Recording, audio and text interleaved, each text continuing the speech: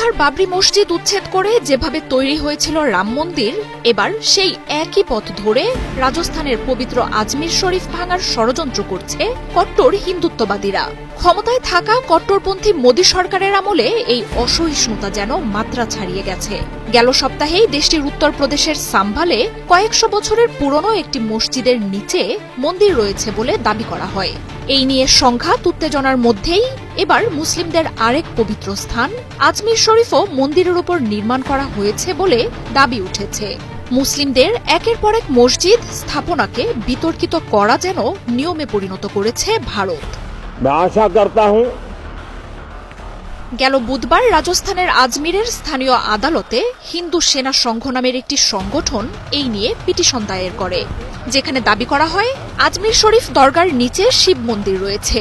এই দাবি প্রমাণে আজমির শরীফের উপর সমীক্ষা চালানোর আবেদন করেন তারা। এর প্রেক্ষিতে আজমির শরীফে অনুসন্ধান চালাতে রাজস্থানের সংখ্যালঘু বিষয়ক মন্ত্রণালয় এবং জরিপ অধিদপ্তরকে নোটিশ পাঠিয়েছে আদালত। আর এর পরপরই ভারত জুড়ে ছড়িয়ে পড়েছে তীব্র অসন্তোষ। শুধু দরগার নিচে মন্দির থাকাই নয়, আজমিরের আগে অঞ্চলটিতে অজয় মেরুর নাম ছিল বলেও দাবি তাদের। তাই আজমিরের নাম পরিবর্তন করারও কথা জানাচ্ছেন কট্টরপন্থীরা। ভারতের প্রধানমন্ত্রী হিসেবে নরেন্দ্র মোদী দায়িত্ব নেয়ার পরই ভারত জুড়ে মুসলিম ধর্মীয় সংখ্যালঘুদের কোণঠাসা করে ফেলে দেশটির উগ্র হিন্দুত্ববাদীরা। বিভিন্ন সময়ে মুসলিমদের মসজিদকে মন্দিরের জায়গা বলে নিত্য নতুন দাবি তুলে তারা। বাবরি মসজিদের জায়গায় মহা আড়ম্বরে রাম মন্দির করা হয় তড়িঘড়ি করেই। সবশেষ গেল সপ্তাহে মোদীর ঘনিষ্ঠ মিত্র এবং কট্টর হিন্দুত্ববাদী বিজেপি নেতা যোগী আদিত্যনাথের উত্তরপ্রদেশের সাম্ভালে কয়েক শতকের পুরনো এক মসজিদেও মন্দিরের সন্ধানে অভিযান চালায় পুলিশ। তবে সেই দাবি প্রত্যাখ্যান করে রুখে দাঁড়ায় রাজ্যটির মুসলিমরা। রাজ্য সরকার এবং উগ্রবাদীদের সহিংসতায় প্রাণ হারান 4 মুসলিম।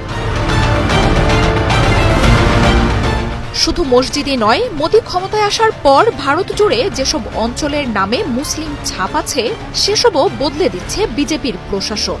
এমনকি ভারতের সীমান্তবর্তী অঞ্চলগুলোতে থাকা মুসলিম বাসিন্দাদের পাকিস্তান বা বাংলাদেশ থেকে আগত দাবি করে নাগরিকত্ব কেড়ে নেওয়ারও আইন করছে মোদী সরকার। ভারতে মুসলিমদের নিপীড়নের সবশেষ সংযোজন আজমির শরীফকে বিতর্কিত করার এই চেষ্টা। কয়েক শতাব্দী ধরেই ভারতের আজমির শরীফ মুসলমানদের জন্য অন্যতম এক পবিত্র এবং গুরুত্বপূর্ণ স্থাপনা হিসেবে বিবেচিত হয়ে আসছে।